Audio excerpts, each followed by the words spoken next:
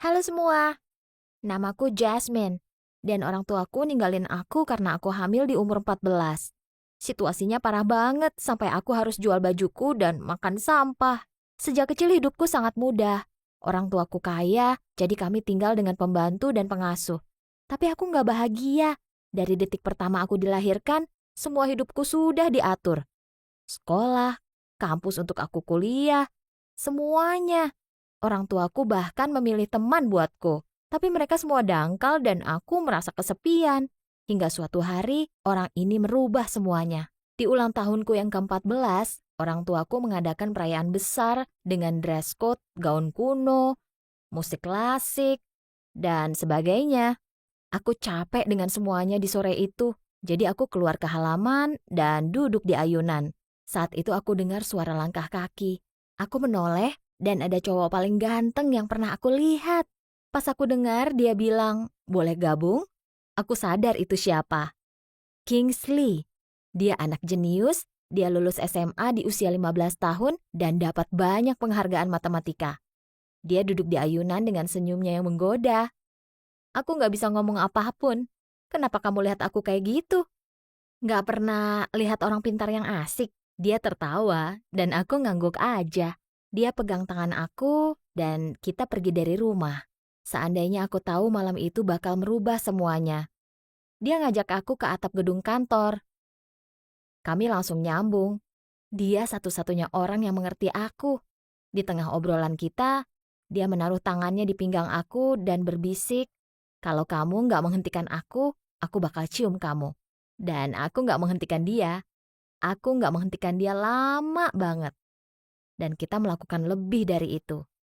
Paginya, aku membuka mataku dan aku merasa seperti orang yang berbeda. Tapi aku tiba-tiba ingat orang tuaku pasti panik. Aku membangunkan dia, memakai baju, dan langsung pulang. Walaupun orang tuaku marah besar, aku nggak peduli. Tapi setelah beberapa minggu, aku sakit. Aku kira aku cuma kena flu. Jadi aku istirahat seharian. Kingsley langsung datang. Dia masuk kamarku sambil bawa tes pack. Saat aku tes dan lihat stripnya, aku sadar hidupku akan berubah selamanya. Kingsley meyakinkan aku kalau kita bisa melalui ini bersama. Sorenya, kami datang ke orang tuaku untuk memberitahu berita ini. Tapi reaksi mereka lebih mengerikan dari yang aku bayangkan. Ayahku mendengarkan kami, tapi tiba-tiba dia menonjok Kingsley. Setelah itu, orang tua dia mengirim dia ke sekolah di luar kota dan membayar orang tuaku ribuan dolar untuk membuang bayiku dan untuk menyimpan rahasia ini. Orang tuaku setuju. Aku berusaha menghubungi Kingsley, tapi nggak bisa. Aku terima nasibku hingga suatu hari temanku mengirimkan chat bahwa dia lihat Kingsley dan dapat nomornya. Aku senang banget. Mungkin aku bisa menjalani impianku. Aku duduk di kamar di tengah malam dan menghubungi dia. Teleponnya berdering lama banget sampai akhirnya dia angkat. Ini Jasmine. Tapi yang aku dengar hanya keheningan. Selama 3 sampai 4 menit. Aku nggak bisa nemuin kamu karena orang tua kamu ngirim kamu pergi. Aku mulai bicara tapi dia menghentikanku. Enggak, aku mau pergi jauh-jauh dari kamu. Jangan egois. Aku masih peduli dengan masa depanku. Dan dia tutup teleponnya. Aku hancur. Aku merasa perutku sakit. Aku lihat ke bawah dan ada darah. Banyak banget. Anakku memilih untuk lahir lebih cepat saat nggak ada siapapun di samping kami.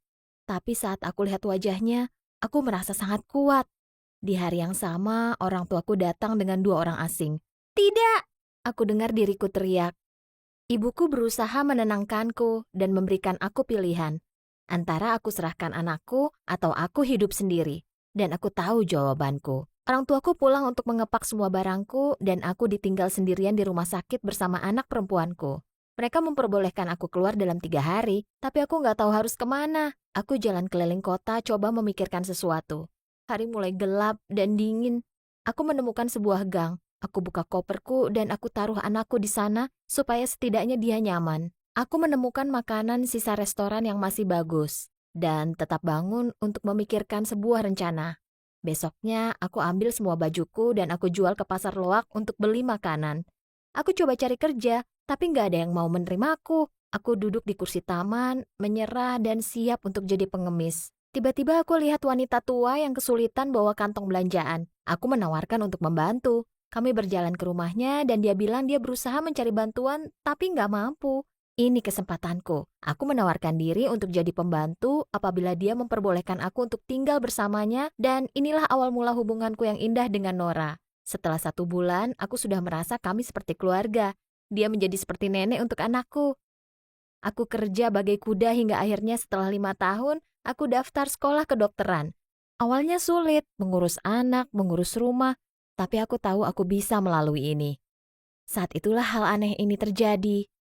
Aku sedang keluar kelas saat aku dengar suara yang gak asing. Aku menoleh dan lihat dia. Kingsley. Mata kami bertemu. Dia sepertinya dosen di sana. Dia mendekatiku dan memelukku. Aku senang kamu memilih untuk kejar mimpimu juga. Dia bilang itu tepat saat anak kita lari ke pelukanku. Aku lihat mukanya yang panik. Dia bergumam. Aku gak bisa apa-apa selain mengangguk. Aku gandeng tangan anakku dan kami jalan keluar kampus dengan tatapan dia yang terus melekat pada kami. Karena setelah semua ini, aku belajar untuk meninggalkan semuanya yang menyakitiku dan berjuang semaksimal mungkin untuk mereka yang berharga bagiku. Dan itu yang akan aku lakukan untuk anakku. Suka cerita tadi? Jangan lupa untuk like, komen, dan subscribe pada channel kami karena ada video baru setiap minggunya.